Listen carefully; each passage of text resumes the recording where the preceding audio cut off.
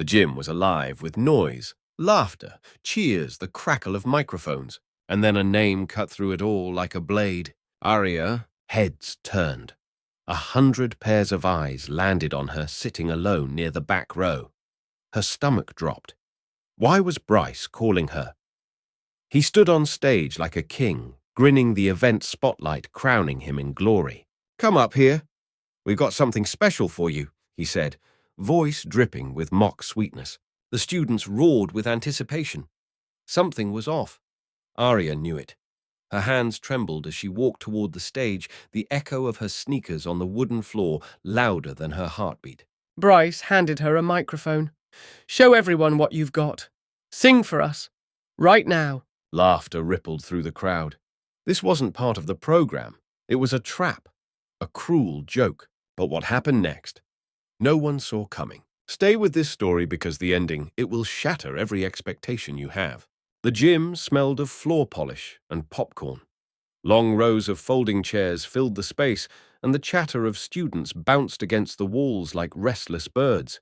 Streamers hung from the ceiling in bright shades of blue and gold, the school colors, and a handmade banner read in thick, bold letters, "Spring Cultural Festival." Aria sat near the far end of the last row, notebook in her lap, head down as if the paper held secrets no one else could read. She tugged on the cuff of her sweater, hiding her hands. The noise of the crowd pressed in on her, buzzing in her ears. Music blasted from the stage speakers as Bryce Callahan, the self-appointed king of the senior class, strutted out with a mic in hand. The spotlight followed him like a loyal pet. His smile was razor-sharp, charming enough to win hearts, but edged with something darker. "Ladies and gentlemen," he boomed, his voice smooth, practiced, hungry for applause. "Welcome to the biggest event of the year." The gym erupted in cheers. He paced across the stage, soaking in the adoration, tossing grins at clusters of girls in the front row. His Letterman jacket gleamed under the lights, another badge of his status. Aria kept her gaze fixed on her shoes. Bryce was everything she wasn't: loud, magnetic, untouchable. People orbited him like he was the sun. She'd spent 3 years avoiding that gravity. Beside her, Leah nudged her gently. "Hey, you okay?" Aria looked up. Leah's smile was small, but warm, a fragile tether in the noisy chaos. "Yeah," Aria whispered. Her voice was nearly drowned by the sound system. "Just not a fan of crowds." Leah nodded. She knew. Everyone thought Aria was quiet because she was shy, maybe weird. No one knew that 3 years ago, before everything went wrong, Aria had loved being seen. "All right," Bryce shouted. "Let's make this day unforgettable." His words rippled through the gym like a spark through dry grass. Students clapped, whooped, stomped their feet. Aria flinched at the sudden roar. The first act rolled out a dance crew from sophomore year. They leaped and spun under flashing lights, earning cheers. Bryce stayed on stage like a host of a TV show, his smirk never faltering. Aria watched him through the curtain of her hair, her stomach tightening with something she didn't want to name. A hand clamped on her shoulder. She jerked, heart racing, only to see Ethan, Leah's older brother. "Relax," he said, laughing softly. "You look like you saw a ghost." "Don't do that," Aria muttered. Ethan slid into the seat behind her. He was taller now, broader than when they'd been in middle school choir together. He used to sit beside her in rehearsals, humming under his breath until she quit music completely. "Still writing lyrics?" he asked, casually nodding at her notebook. Aria stiffened. "No, just notes." "Right?" His tone said he didn't believe her. He leaned forward, voice lower. "You should come back. The choir could use you." Before she could answer, the speakers squealed and Bryce's voice cut in again. "All right, folks, let's spice things up." His grin widened as he scanned the crowd. His eyes gleamed like a predator's. Aria's stomach turned cold. The festival rolled on with game booths and performances. Hours blurred, but tension clung like static. Aria barely tasted the lemonade Leah handed her, barely heard Ethan's joke about Bryce's ego. Her mind drifted backward to the last time she'd been on a stage. The memory rose like a phantom she couldn't shove away. A church auditorium, a single spotlight, her mother's face in the front row, eyes shining with pride. Aria opened her mouth, and the note cracked like glass breaking. The laughter that followed had teeth. After that night, she promised herself never again. She pressed her palms together under the table nails, biting into skin. The promise still burned. When she glanced up again, Bryce was staring at her from the stage, directly at her. His smirk curled like smoke. Leah noticed too. Why is he? Before she finished, Bryce lifted the mic. Hey, we've got someone special in the house today. The gym hushed a tide, pulling back before the crash. Aria froze. You all know her, Bryce continued. Quiet, mysterious, always sitting in the back. His voice was honey laced with venom. Aria Monroe, come on up here. A ripple of whispers spread like wildfire. Heads turned. Aria's lungs locked. Go, Ethan whispered. Don't let him. She couldn't move. Her legs were stone. Her heart was a drum gone wild. Bryce spread his arms theatrically. Come on, Aria. Don't be shy. The crowd began to clap. First, slow, then faster. A chant rose, Aria, Aria. Every beat of her name was a hammer. Leah squeezed her hand hard. You don't have to. Yes, she does. Bryce's laugh cracked through the mic. This is going to be amazing. Aria's throat ached with swallowed panic. She stood on trembling legs, the chant pounding in her skull like war drums. The wooden floor stretched before her like a gauntlet. Each step toward the stage felt like falling into fire. Bryce was waiting, his grin sharp enough to cut. He leaned close when she reached him. The mic lowered his voice for her alone. Ready to make history? She stared back, the taste of metal in her mouth. She didn't answer. The spotlight slammed down like a blade of light, pinning Aria in the center of the stage. The gym moments ago, a sea of faces and noise warped into a blur of shadows. All she could see was the grin stretching across Bryce's face, wide, gleaming, cruel. He turned back to the crowd microphone, lifted high like a victor holding his prize. Ladies and gentlemen, he drawled, his voice syrupy sweet. We have a treat for you. Our very own Aria Monroe is going to give us a live performance. Right here, right now. The room exploded with cheers. A mix of laughter, curiosity, and hunger rippled through the students. Phones flew into the air, cameras recording every second. Aria's pulse stuttered. Her ears roared with the sound of clapping and whistles.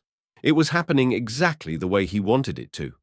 She glanced toward the exit, but Bryce stepped into her line of sight, his stance wide, cutting off her retreat like a wall. What are you doing? She whispered, her voice barely audible over the crowd. Come on, Aria. He dipped his head close to the mic, still angled toward the audience, so his lips formed words no one else would hear. Sing for us. It's a cultural festival. Everyone's sharing something. Her throat tightened. She shook her head. No, this isn't. Oh, but it is. He straightened, flashing that perfect grin at the crowd. She told me earlier she had something special for us. Didn't you, Aria? The lie hit like a slap. The audience gasped, murmurs buzzing like hornets. Leah leapt up from her seat in the back, her voice slicing through the noise. That's not true. She never. Relax, Leah. Bryce chuckled, his tone condescending. Let your friend shine for once. The laughter that followed was sharp-cutting. Aria's hands curled into fists. Her palms were slick with sweat, her breath ragged. She stared at the mic Bryce thrust toward her like a weapon. Her mind screamed, don't do it. Don't give him what he wants. But the eyes. All those eyes. Waiting. Watching. Judging. If she refused, the humiliation would stick to her like tar. Bryce would spin the story until she was the punchline for the rest of the year. Aria, Bryce said again, softer now, his voice low enough for only her to hear. Unless you want me to tell everyone what I found. Her head snapped toward him. What? That smirk. Your little notebook. The lyrics. The songs. His eyes gleamed with triumph. You didn't think I'd keep that secret, did you? Heat crawled up her neck. He'd seen it. The notebook she carried everywhere, scribbling when no one was looking, those were her private words. If he read them aloud here in front of everyone, the panic twisted into something else, something darker. Leah's voice rang from the back. Aria, don't listen to him. Bryce ignored her. He leaned close again, lips brushing the edge of a smile. Do it. or I'll read every single page. And trust me, they'll love it." Her breath came sharp, shallow. The mic was heavy when he pressed it into her hand, its metal biting cold against her skin. "Good girl," he whispered, stepping back, arms spreading wide as he addressed the audience once more. "Ladies and gentlemen, the stage is hers." The spotlight burned hotter. The gym hushed, anticipation curling through the air like smoke. Aria stood frozen, her sneakers rooted to the wooden floor. She could hear her heartbeat in her ears, thudding like war drums.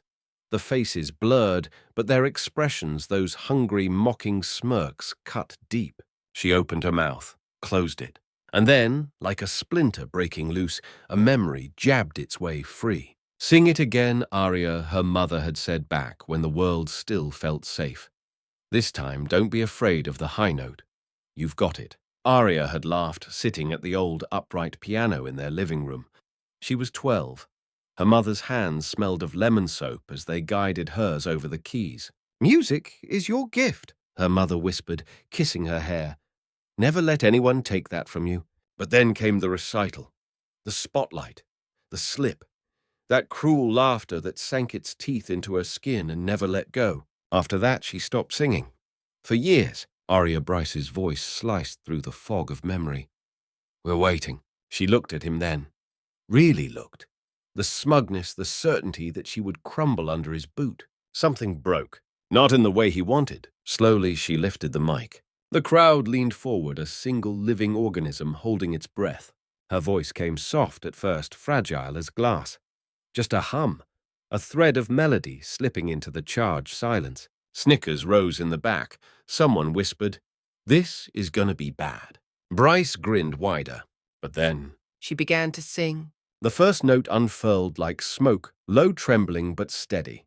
Then another and another, weaving into something whole. Her tone deepened, warmed, carried on a current of breath that felt alive. The gym stilled, the laughter faltered, caught in throats, and Bryce's grin wavered. The first note floated like a fragile bird, hesitant but alive. Then came the next, until they formed a line of melody so delicate it almost didn't belong in that noisy gym. Aria's voice wavered at first. Her fingers tightened around the microphone, the metal warm from her grip, and she let the sound settle in her chest. One breath, another. The notes grew stronger, rooted in something deep inside her that had been waiting for this moment. A ripple of silence moved through the audience. The laughter was gone now. Even the murmurs had died. Phones still hovered recording, but no one dared speak. She closed her eyes. Just for a second, the world beyond her eyelids shifted. The gym disappeared, replaced by the living room where her mother once sat on the sofa, humming along. That old piano with chipped ivory keys. The scent of lemon soap on her mother's hands. "Don't be afraid of the high note." Aria opened her eyes, and when she did, the fear had loosened its claws. The melody rose like dawn breaking. Her voice slipped into a tone that was no longer hesitant, no longer frail. It rang clear, pure, a golden thread, stitching the silence back together. Gasps rippled through the room. Somewhere near the front, someone whispered, "Holy, she can sing." Leah's face gleamed with tears. Ethan leaned forward, his jaw slack, like the air had been punched from his lungs. Aria didn't see Bryce's face yet. She didn't need to. She could feel the heat of his presence, the weight of his disbelief pressing against her back like a collapsing wall. Her song wasn't random. The choice had been instinct, but it mattered. A ballad, soft, aching, full of words about being unseen and unheard, about rising when no one believed you could. Lyrics she'd written years ago in the pages of that same notebook Bryce had threatened to expose. Words born from humiliation, loneliness, the quiet rage of being overlooked. Now those words spilled into the air like fire. "You thought I was silence, but I am a storm." The high note came, the one she once feared, the one that had broken her on that stage years ago. It waited like a cliff edge. Her breath hitched. For a heartbeat, the old fear tried to crawl back. The memory of laughter, of eyes filled with ridicule. But then something sharper cut through. Bryce's whisper in her ear, "Good girl." The image of his smirk, his certainty that she would fail. And Aria launched herself into the note. It soared. It wasn't perfect. It was raw, trembling, but it held. It cut the air like a blade of light. The gym erupted, not with laughter, not with mockery, but with stunned silence broken by a single clap, then another, then a wave of applause that crashed over her like a tide. Bryce stood frozen. Mike lowered the grin carved off his face. His jaw twitched as if he wanted to laugh, to say something, but no sound came. Phones zoomed in on him now, not her. Students were catching every flicker of shock, every crack in his armor. "Keep going," someone shouted. Arya sang the last line, softer, gentler, like a secret meant for herself alone. "You can't break what you never understood." The final note faded into the rafters, like smoke curling toward the stars, and then silence. For one breath, two. Then the explosion came. Cheers, whistles, stomps against the wooden floor, people shouting her name like a victory chant. Leah was on her feet, tears streaming. Ethan, too, clapping so hard his palms had to hurt. Even teachers in the back row looked stunned, whispering to each other. Arya lowered the mic slowly. Her hands were trembling, but not from fear anymore. From something else. Something like power. For the first time in years, she didn't feel small. "Wow," Bryce said, finally his voice cracking on the edges. He forced a laugh that sounded brittle. "Guess we didn't see that coming, huh?" The crowd didn't laugh with him. They didn't even look at him. All eyes were on her. Arya turned to face him fully for the first time since stepping on that stage. His face was flushed, his posture stiff, like someone standing in a spotlight too hot to bear. She leaned toward the mic, her voice steady, calm, every syllable carrying weight. "Guess you didn't," she said. The crowd roared louder, sensing something electric in the air. Inside, she wasn't just thinking about Bryce. She was thinking about all the times she'd let someone else decide who she was, about every moment she'd believed their version of her mattered more than her own. Not anymore. She looked at Bryce, and for the first time he looked small. The teachers started moving toward the stage, probably to thank her, maybe to restore order. But the shift had already happened. The story had changed, and everyone knew it. Still, Arya wasn't finished. Not yet. She stepped closer to Bryce, her smile calm but sharp enough to cut. She held the mic down by her side so only he could hear. "Touch my notebook again," she whispered, "and I'll make sure this isn't the only stage where you get humiliated." His eyes flickered shock, anger, something like fear. He opened his mouth, but nothing came out, and that silence was sweeter than any applause. But this wasn't over yet. She had one more move to make, and the perfect opportunity was coming sooner than anyone expected. The applause still crashed like waves when the teachers stepped onto the stage, smiling too wide, microphones ready to regain control of the event. But it didn't matter. Everyone knew the real headline had already been written. The quiet girl just stole the show. Arya stepped back from the center, letting the crowd's cheers wash over her without letting them swallow her whole. It wasn't validation she felt, it was something deeper, something sharp burning in her chest, like justice long delayed. Bryce, though, was unraveling. His perfect grin had returned, but it was flimsy now, a mask cracked down the middle. His hands twitched at his sides as he laughed into the mic. "Well, that was unexpected. Give it up one more time for Arya." The crowd obliged, but not for him. Every cheer, every clap was for her. Students who barely knew her name were chanting it now like an anthem. Bryce's jaw clenched. He tried to laugh louder, talk over them, but the sound of his voice barely reached the first row. Leah pushed through the crowd and sprinted to the edge of the stage, her face glowing like sunlight through rain. "You were amazing," she shouted, tears streaking her cheeks. Arya's lips curved into something small, private, but filled with warmth. "Thanks." Ethan stood behind Leah, clapping slower than before, his eyes locked on Arya with something heavier than pride. Something like "Us," Bryce noticed. Of course he did. And that flicker of jealousy, ugly and raw, flared in his eyes before he could hide it. The teachers finally wrestled the mic from Bryce to announce the next act, but the gym's energy had shifted. No one was really listening. The students' attention stayed glued to Arya as she stepped off the stage, Leah grabbing her in a fierce hug. "I can't believe you just did that," Leah said, voice muffled against Arya's shoulder. Neither can I, Arya murmured, pulling away with a shaky laugh. Ethan was next. He didn't hug her, just rested a hand on her arm, firm and grounding. Told you, he said softly, his smile crooked. You never lost it. Her breath caught for half a second, but before she could answer, Bryce appeared. Great job, Arya. His voice was too bright, too casual, like plastic stretched thin. Really? Didn't know you had it in you.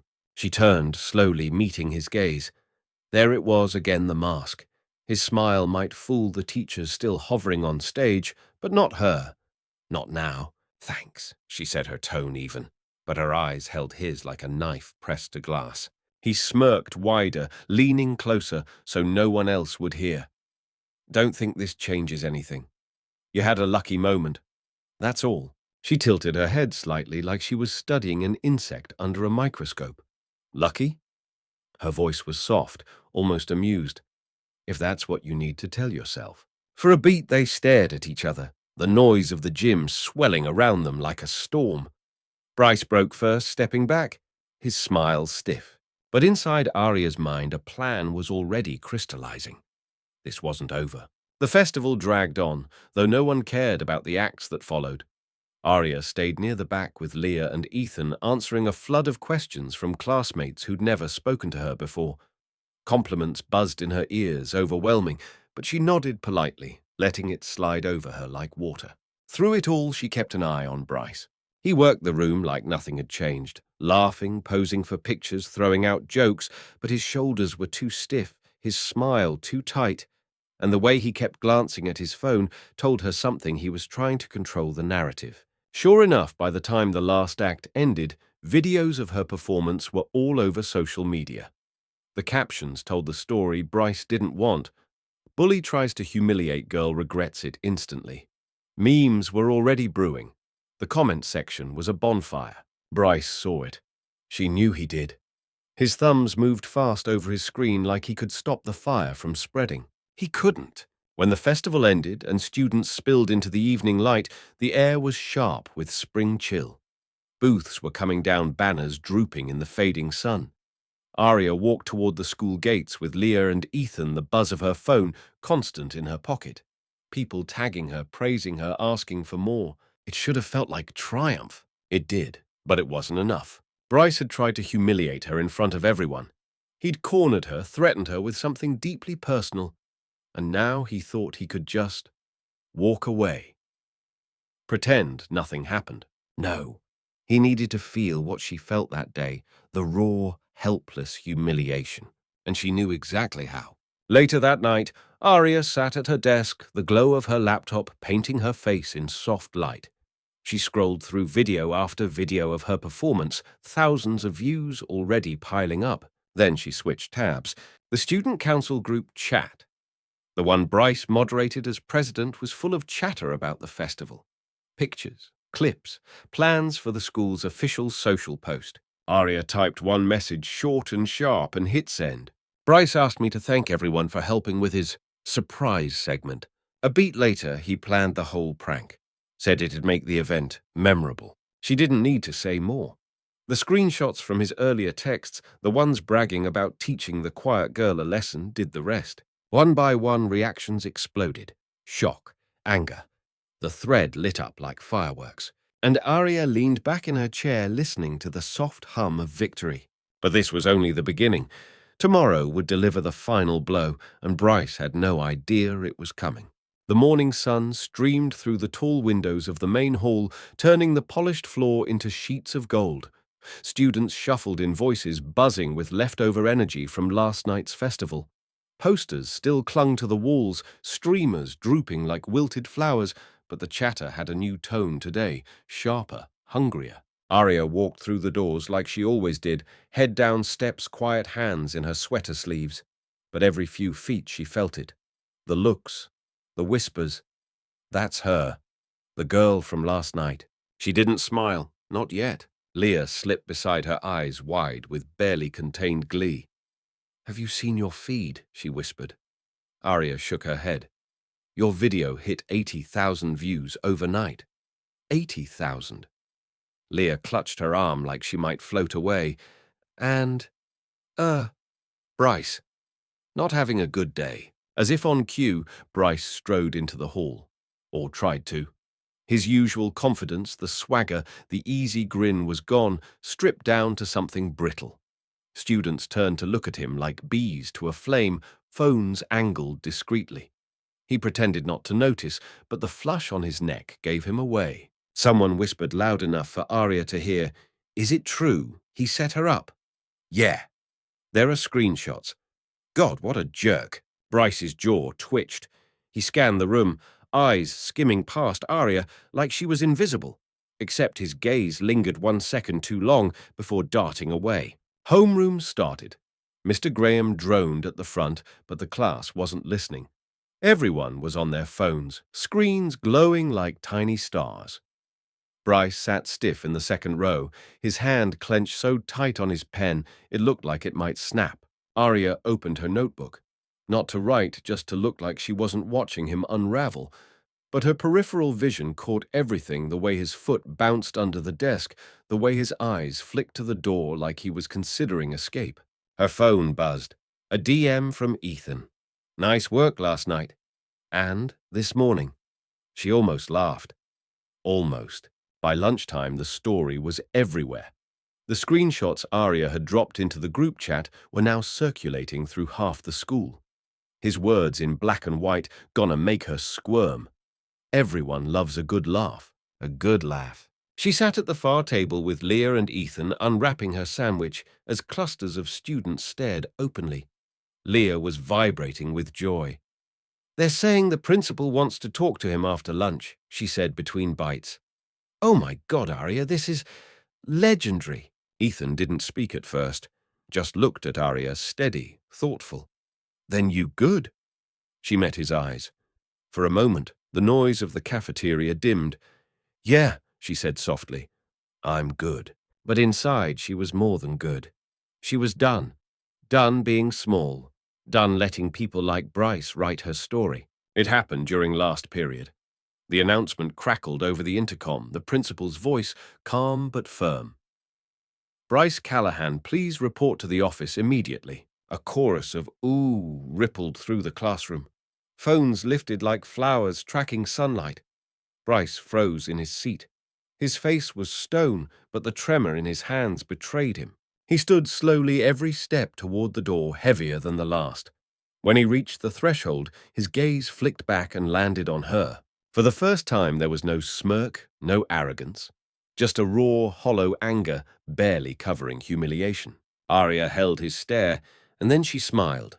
Small, sharp, a smile that said checkmate. He left, the door closed, and with it, the last of his kingdom crumbled. After school, the hallways were electric with gossip.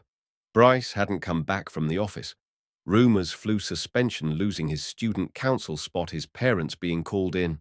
No one knew for sure. No one really cared. Arya stepped outside into the soft light of late afternoon. The sky was streaked with pink and gold, like the world itself was exhaling. Leah hugged her again before heading home. Ethan lingered. "You know," he said, walking beside her down the quiet path toward the gate, "what you did, it wasn't just singing. It was—" He shook his head, searching for words. "It was like you turned into someone else up there." She looked at him, her voice steady, calm as the fading day. "No," she said. "I just turned back into myself." For a moment they stood in silence, the breeze carrying the scent of fresh-cut grass. Then Ethan smiled, warm and easy. "So, you coming back to choir?" Arya laughed low and real this time. "Maybe." That night she sat by her bedroom window. City lights blinking in the distance, her notebook open on her lap. Not hiding anymore. Not afraid. She wrote one line across the page, the ink flowing smooth and certain. "They tried to make me small. I learned to roar." And for the first time in years, she believed it. The world would keep talking for a while about the performance, the videos, Bryce's fall. But Arya didn't need the noise. She already had what mattered: her voice, her strength, and the truth that no one could take from her again. And Bryce. He had silence.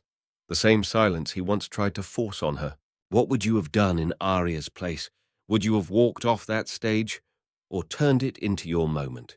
This story reminds me that sometimes the best revenge isn't shouting, it's letting the truth speak louder than the lies. If you've ever been underestimated or pushed down, tell me in the comments how you rose back up. And if this story stayed with you, hit that like button, subscribe, and turn on the bell for more stories like this one. Thanks for listening. See you next time.